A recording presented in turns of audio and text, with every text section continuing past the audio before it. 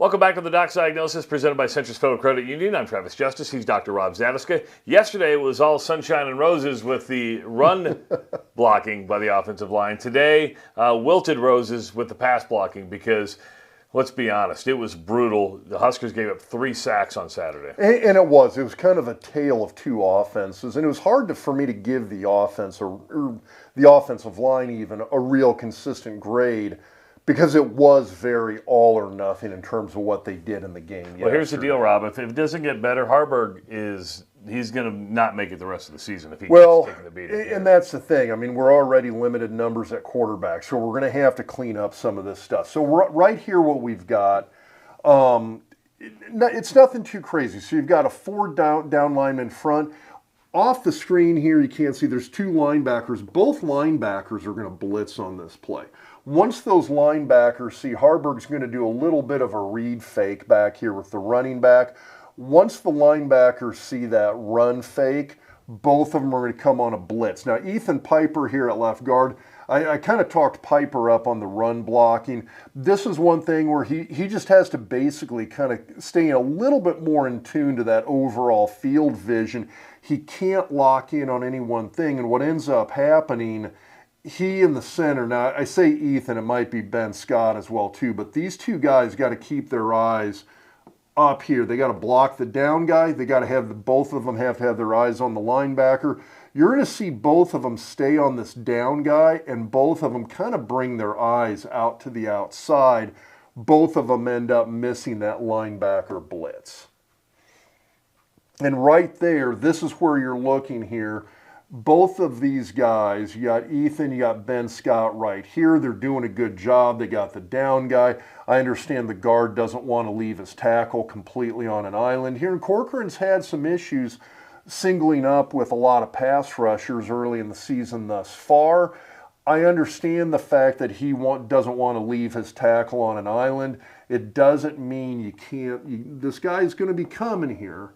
You can't leave that guy completely alone here, and you'll see what happens. You got a little delayed blitz. He comes in right behind the center and the guard, gets the hit on Harburg, does the jiu-jitsu throwdown there. That would have been probably a 4-point takedown in freestyle wrestling. But, I mean, those are the kind of hits that was a blockable blitz, and that was one they missed. So now on this one, this is one of the other sacks in the game. This one is a play action, and what you're going to see is Ben Scott here at center. He's going to pull with the run fake.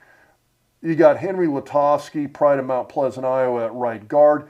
He's got to block this guy. Now this guy is going to see that center pull, and he's going to come hard inside to try and get in that gap where the center pulls.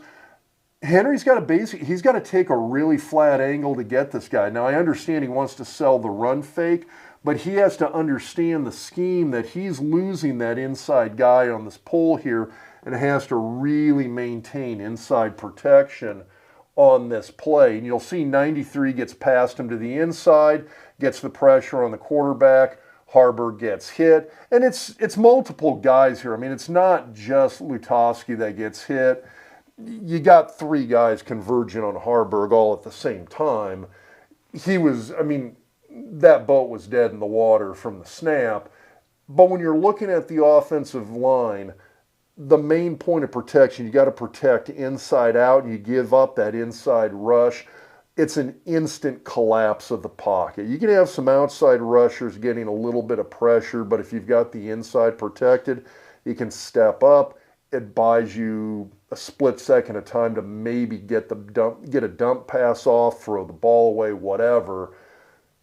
You give it up inside there, that play's dead. And one thing can be for sure is Nebraska going to face a lot bigger pressure and better pressure against Michigan coming up this weekend. Well, and that's the thing. It's we talked about this last year with the pass rush early in the season where Nebraska's tackles got exposed a lot last year. Teams are looking at this. Good teams are looking at this. They know what Nebraska's weaknesses are on the offensive line. And so some of the stuff that we've talked about where that tackle spot hasn't maybe been really solidified yet in terms of kind of that continued development that you want to see, But you're seeing some stuff with the play action on the inside as well, too, that teams are going to be looking to exploit also. So things to be watching as we do get into the teeth of the schedule. And we'll go a lot more in depth about Michigan on the Doc Talk podcast. If you haven't listened to it, just check it out right here on YouTube. For Dr. Rob Zatechka, I'm Travis Justice. We will see you next week for another edition of the Doc's Diagnosis presented by Centris Federal Credit Union. Ready to embark on a new financial journey? Centris Federal Credit Union is here to help. Centris is your trusted financial partner, focused on what truly matters, giving back to our communities and ensuring their members' experience is top-notch.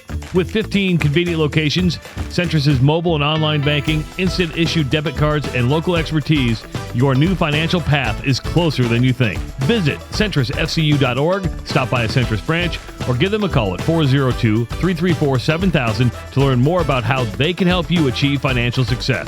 Centris Federal Credit Union, federally insured by NCUA and equal housing lender. Your journey to financial freedom starts here. Centris Federal Credit Union, where you and your community come first.